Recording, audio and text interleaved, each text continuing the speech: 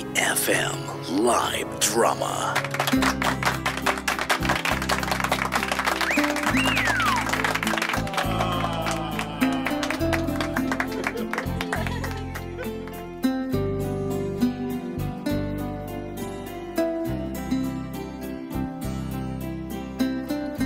Hello mga idol! Ako nga po pala si Odessa, 27 years old. 6 na taon na akong guro dito sa Thailand. Sa totoo lang, sa halos 5 taon kong pagtuturo, hindi naman ganun kalaki yung increase ng sweldo ko. At hindi ito sapat para makaipon ako at makamit yung pangarap kong magkapamilya. Kaya naman napagdesisyon na namin ng asawa kong si Leo na maging OFW muna kami para magkaroon kami ng sapat na ipon. Alam niyo mga idol, itong desisyon ng pangingimong bansa rin pala ang susubok sa pagmamahal ko para kay Leo. At ito rin ang dahilan na mas magpapatibay sa akin bilang isang babae. Maraming salamat po mga idol. Muli ito po si Odessa. And I thank you.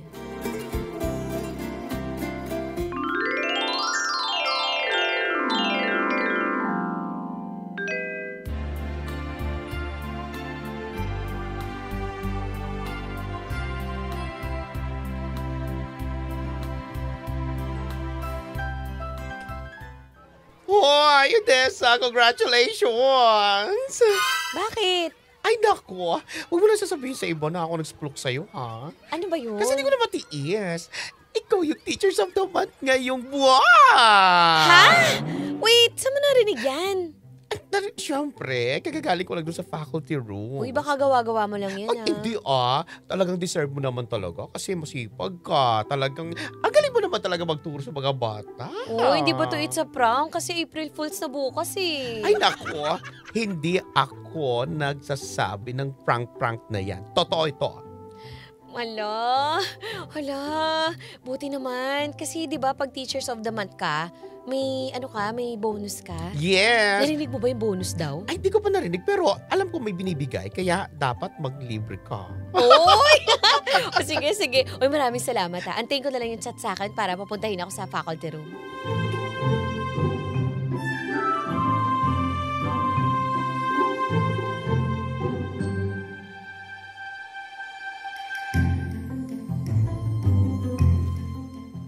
Magandang balita yan, mahal. Salamat ha. Nagulat nga din ako na ako yung Teacher of the Month. Maganda to kasi medyo malaki-laki yung bonus. Makakatulong din to para sa atin. Nakakatuwa naman. Alam mo, masaya ako dyan sa award mo. At saka, deserve mo naman talaga kasi napakasipag mo. Minsan nga, natutuwa ako sa mga posts mo sa Facebook dahil kasama mo lagi yung mga bata. Salamat ha. Ay, ikaw, kamusta ka na dyan, mahal? Anong balita sa'yo? Eto, medyo malamig yun dahil nandito kami sa Siberia. Ganun ba? Ay, teka lang, maiba tayo. May babayaran kasi tayo sa susunod na linggo. 'Di ba? Yung sa bahay na kinuha natin. Ano, kamusta? Nakuha mo na ba yung pera mo dyan? Mahal, pasensya na. Kasi nga, hindi ko pala nasabi sa'yo nung nakaraan na tumawag ka sa akin kasi nakasira kasi ako ng makina dito, nalagyan ko ng langis dito sa barko eh. Oo. Paano yan? Naku, mahal pa naman yan. Kaya nga nakakalungkot dahil pinababayaran sa akin. Naku, gano'ng kalaki naman yung babayaran mo? Malaki, mahal. Pero huwag kang mag-alala, kapag natapos ko na tulugan, makapagpadala na rin ako sa'yo. Ayos ka lang ba dyan? Oo. At saka, mahal, nga pala, baka hindi mo ako makontak sa loob ng 1 linggo. Bakit naman? Kasi maglalayag kami, baka walang signal doon. Ganun ba? Oo. Sige. Basta mag-iingat ka ha. Kumain ka sa tamang oras saka uminom ka ng maraming tubig ha. Oo. Mahal, mag-ingat ka rin dyan ha. Pag-usahin mo pa yung trabaho mo bilang teacher ha. Salamat, mahal.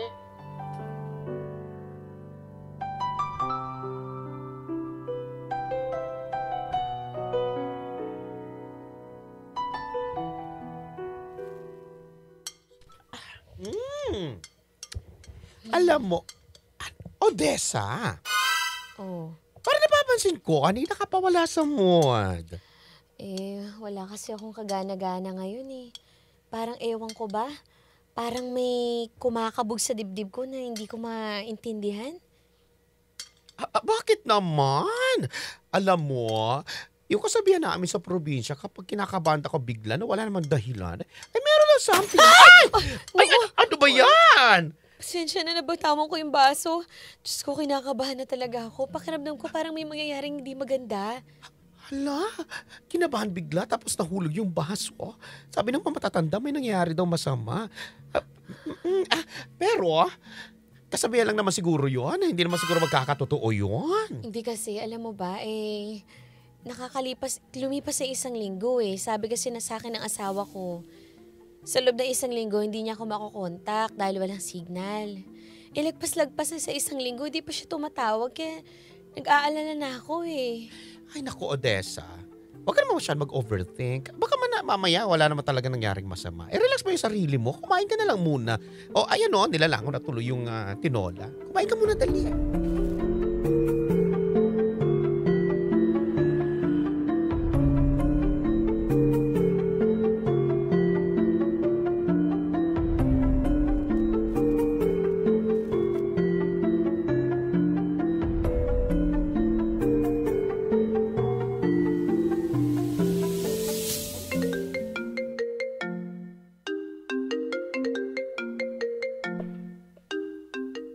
Hello? Hello, is this Odessa? Yes po, speaking. Sino sila? From agency na pinagtatrabaho ni Leo? Yes po. Bakit po? Anong po nangyari sa asawa ko? Madam, huminahan ho kayo sa ibabalita ko. Ano ho yun? May nangyaring masama po kay Leo. Ha? Ano nangyari sa asawa ko? Kaya pala ilang linggo na siya hindi tumatawag. Magtatatlong linggo na. Opo, nangyari ho nadulas po siya sa barko at nabagok yung ulo niya. Pero, Ba't kayo niyo lang ako tinawagan? for confirmation lang po kasi, at wag po yung mag-alala dahil nasa hospital naman ho at nagpapagaling ngayon si Leo. Kailan siya uuwi dito sa Pilipinas? Madaling panahon, no? Pa-follow up po kami. Tatawag ulit po kami. Maraming salamat po, Ma'am Odessa.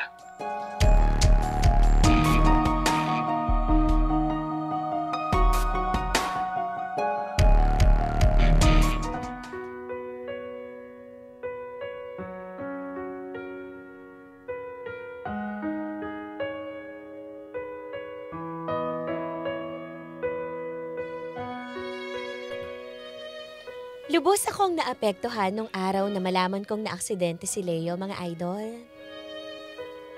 Matagal na kaming magkatuwang sa buhay eh. At kami lang ang mayroon ng isa't isa. Kaya naman nang malaman kong pauuwiin na siya sa Pilipinas, walang pag-aatubili akong nilisan ng Thailand para maalagaan ko ang asawa ko, mga idol.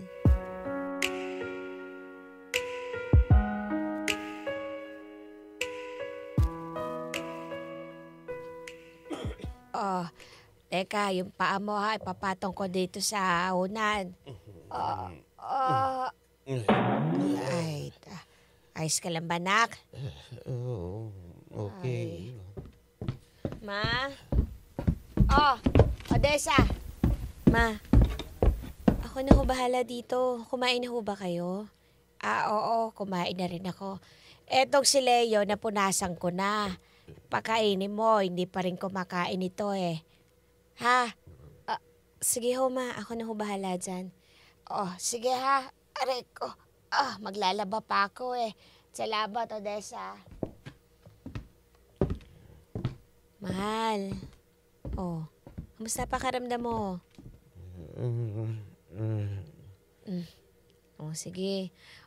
Habang hinahanda ko tong pagkain mo, magkwentuhan tayo. Sana nga ba tayo nahinto last time? Oo. Okay. Sige ha. Nagkakilala tayo dun sa party ng pinsan mo. Tapos, Rhea. Ha? Baby Riley. Rhea. Ano? Ano ulit? Rhea, baby, Riley. Sinong Rhea? Baby Riley. Rhea. Rhea, baby Ano ba yung Riley. pinanood na ito? Sino yun? Teka, baka napanood mo lang yan. So, ayun na nga. 'Di ba nagkakilala tayo sa pinsan mo, tapos grabe ka makatitig sa akin. Baby Riley. Rhea. Baby Riley. Rhea. Ano ba yan, Leo? Sino ba yung sinasabi mo? Sige na, mamaya na tayo magkwentuhan. Magpahinga ka muna.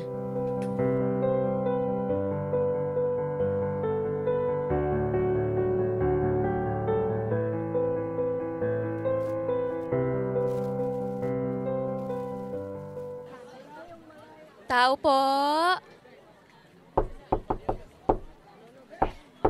Sandali lang.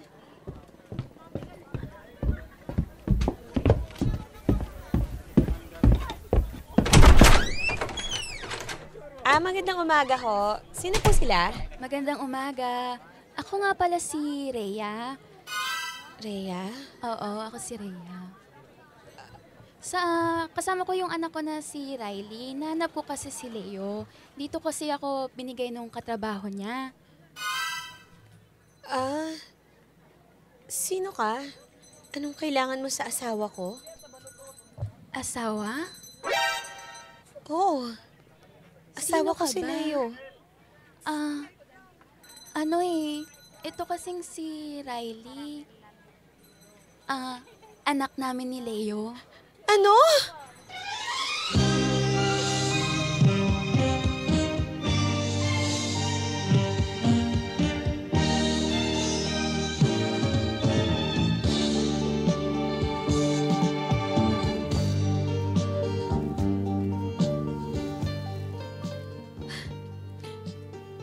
Pumasok ka muna ng bahay. Salamat. Ano ba tong sinasabi mo? Anong anak? Hindi ko maintindihan, naguguluhan ako. Paano kayo nagkaroon ng anak ni Leo? Seaman yung asawa ko. Tapos na-aksidente pa siya ngayon. Nagkakilala kasi kami sa isang katrabaho niya. Pinakilala ko kay Leo. Tapos, ayun, nagkaroon kami ng munting anak. Hanggang sa, sabi niya, susustentuhan niya ako. Tsaka, aalagaan niya yung anak namin. Hindi mo ba alam na may asawa na siya? Sa totoo lang, alam ko talaga, Odessa. Ba't pumatol ka pa sa asawa ko? Alam mo naman pala na may asawa na siya eh. Ano? Paano nangyari to? Hindi nga siya bumabalik dito sa Pilipinas. Hindi ko talaga sinasadya. Wala naman kaming usapan na hihiwalayan ka niya. So, anong gusto mong gawin ko ngayon, ha? Papasukin ka na lang sa buhay namin? Tanggapin ko yung anak nyo? Anong gusto mong gawin ko? Ha? Yung asawa ko? Hindi ba makaalala? Pangalan mo yung binabanggit niya. Pangalan ng bata, hindi niya ako maalala. Ang gusto ko lang naman ay kilalanin niya rin yung anak ko. May anak din naman kami. Pasensya na, Odessa. Di ko naman sinasadya. Gusto ko lang din naman magkaroon ng anak yung anak ko. Magkaroon ng ama yung anak ko eh. Pasensya ka na, Rhea. Sa ngayon, hindi ko pa alam kung anong gagawin ko. Kaya makakaalis na kayo ng bata.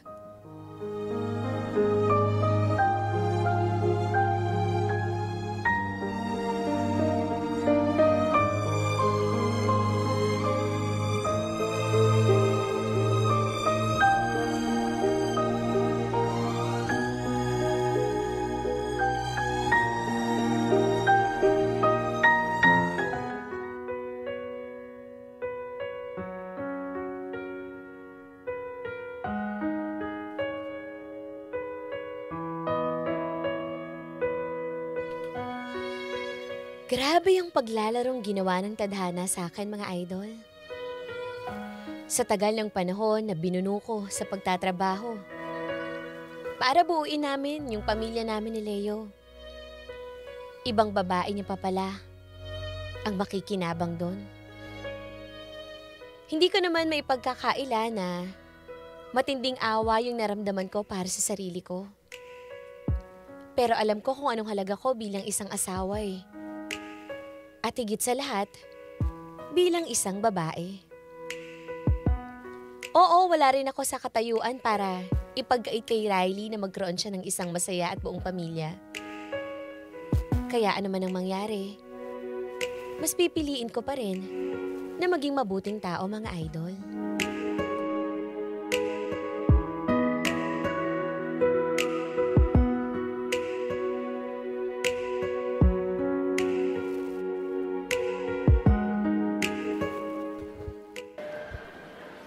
Ay, ito. Miss, ito, yung baby bottle na to. Oo. May pink ba? Para sa baby ko. Sige. Sige. New stock please. Oo, thank you. Odessa? Thank you. Odessa? Leo. Kamusta? Okay lang naman. Hindi ko inaasahan. Magkikita tayo dito sa mall. Oo nga eh. Ano, laki na lang pinagbago mo Nagkalaman-laman ka na. Oo. Ikaw, kumusta? May asawa ka na ba? Sorry Oo nga, magtatanong pa ako. Kitang-kita ko naman yung mga nasa cart mo. Diaper at saka bottles. Oo. Kakapanganak ko lang actually. Kaso yung asawa ko, hindi na ako masamahan mamili kasi sumampa na siya sa barko. Seaman? Oo, seaman din niya na pang-asawa ko. Mahilig ka talaga sa seaman. Pero hindi na si manloloko yun Hindi naman. Matino na yung napili ko ngayon. Ikaw, kamusta ka na? Kamusta kay Nerea? Okay lang. Si Riley, 6 years old na. Tsaka, okay naman. Masaya naman kami. Sa totoo lang, kakarating ko lang galing ng Dubai. Dito naman ako. Pansamantalang babakasyon. Ganun ba? Nice to see you, Leo At least, okay na tayo. Tsaka, okay na rin naman na kayo ni Rhea. Saka malaki na yung anak mo. Actually, masaya rin ako. Dahil nakatagpo ka ng lalaking mag-aalaga at magmamahal sa'yo. Kaya nga Salamat talaga sa Diyos, hindi niya ako pinabayaan. Akala ko mamamatay na ako nung iniwanan ko kayo. Pero okay na rin. At least, hindi nawala ng ama yung anak mo. Salamat. Salamat, Odessa. Paano? Iikot muna ako. May bibilin pa ako. Nag-chat na sa akin si Rhea Sige. Nice to see you. Ingat kayo Kamusta mo na lang ako kay Rhea?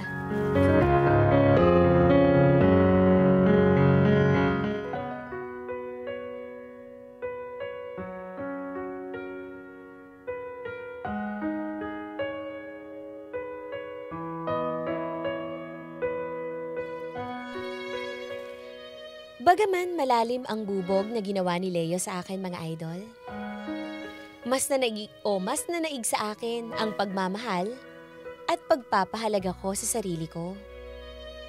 Nasaktan man ako, alam ko sa sarili ko na hindi ako dapat manatili sa sitwasyon na hindi ikakabuti ng pagkatao ko.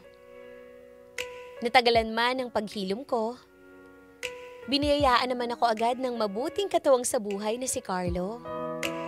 Kasama ang 3 naming supling.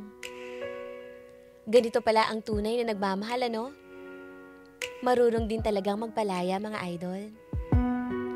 Maraming salamat po sa pagtanggap ng kwento ko. Muli, ito po si Odessa. Gumagalang.